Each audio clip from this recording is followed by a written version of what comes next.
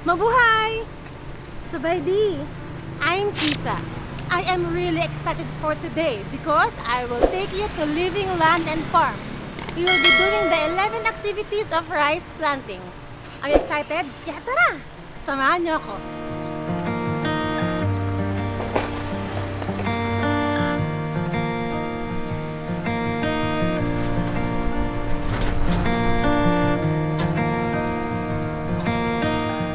We are now here in Living Land Farm and I'm really excited for today. Let's go.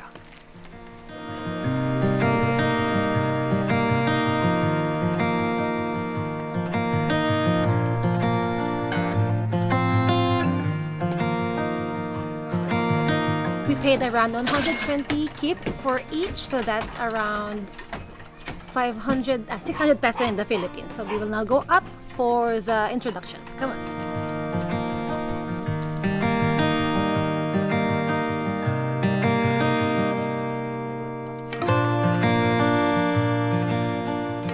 He's just finished telling us about the history about this Living Land Farm and I'm really excited. Now let's go inside to check out the farmer tools. Come on. For buffalo, it's made from bamboo. So after your buffalo finish working, you can put this around the neck and then easy for you to get them in the evening. You can put on your neck, yes, and you know where you are. Oh, that's really interesting. We have to go down now for the next activity. Come on.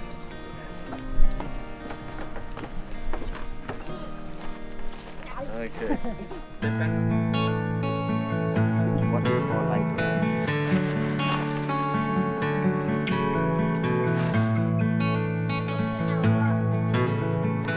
The rice planting has 14 steps, but the 14 is actually the eating time. So technically, it has 13 steps. We just finished the first step in choosing the good grains. Let's go now to step 2 and let's remove our sandals.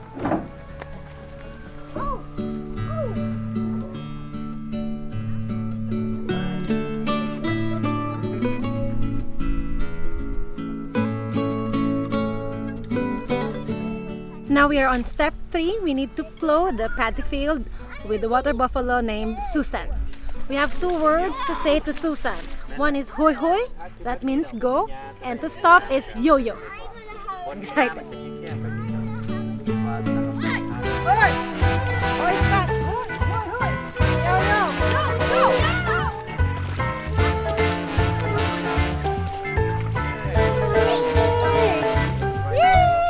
Wow, that's really fun. It gets deep on the center, but I love it. It's really fun. Good job, Susan. It was great. Oh. We're on the next 4 where we need to transfer this for planting. Let's go. Thank you, Susan. We have to get a 1 handful of this. Oh, like this one. And we need to wash it. About this. Get about this. Does it have to look like this? Oh, more. That's good.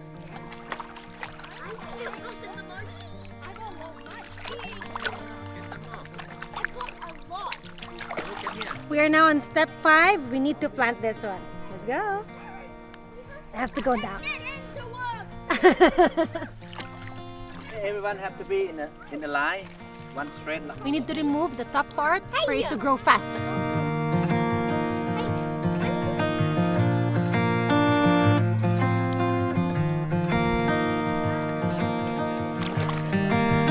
After we plant it, we need to dry out the water because if not, you will see your rice swimming out in the water. We have to wait for this until 4 months before we harvest it. And just some info, all of the water is from the waterfall. So they have like a connecting channels in here for their waters. Really nice information. This is how it looks like after 4 months. It has to be dry.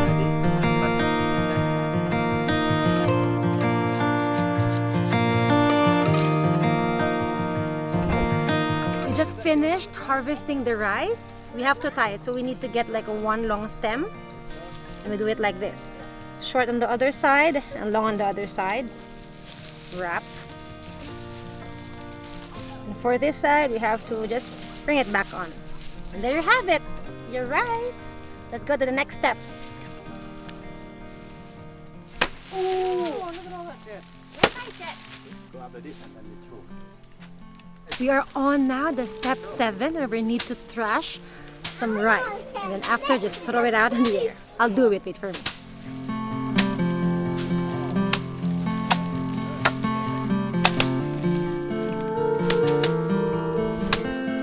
Oh my god. This right here is an old way on how you remove the rice from its shell. So it will come out the white one. I'll try it later. This requires 2 people. The guy will need to step on this side and the girl will need to move all the rice from the center. Like this.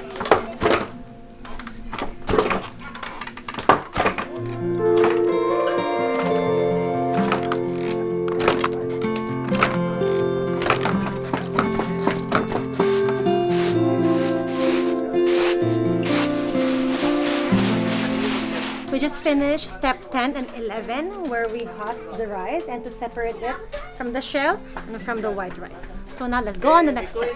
Come on.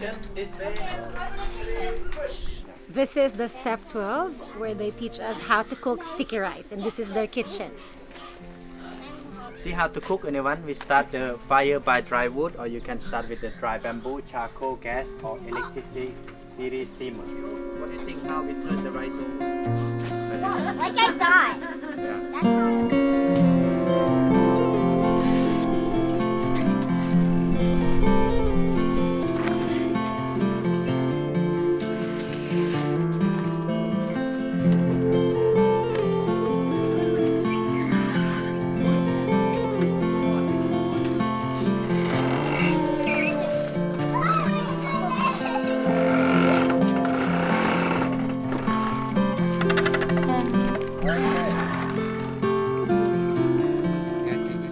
Freshly made sugarcane juice.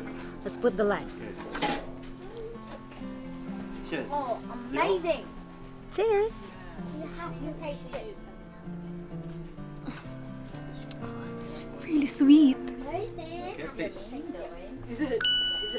We're finally done in all of our wonderful activities. It's time for us to eat our lunch. I'm starving. Let's go upstairs.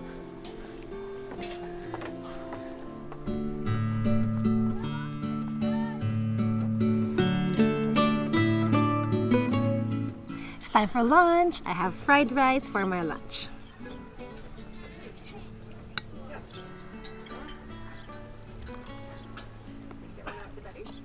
Sapalay. And they gave us some rice snacks. Let's try it out. Look at this. Let's go.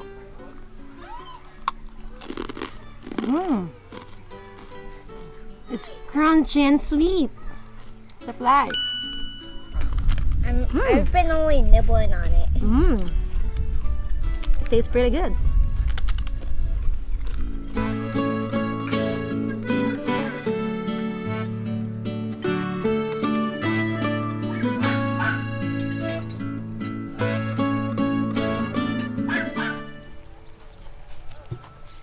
We are done here in Living Land Farm. It's really educational and I had a really incredible experience. If ever you visit Luang Prabang, Laos, don't miss out this activity, 14 stages of rice planting here in Living Land Farm. And they also have a homestay for you. That ends the vlog for today. I hope you had fun as much as I did. And as I always say, don't forget to hit that subscribe button, give me some love with thumbs up, and don't forget to spread the word. Share, share, and share.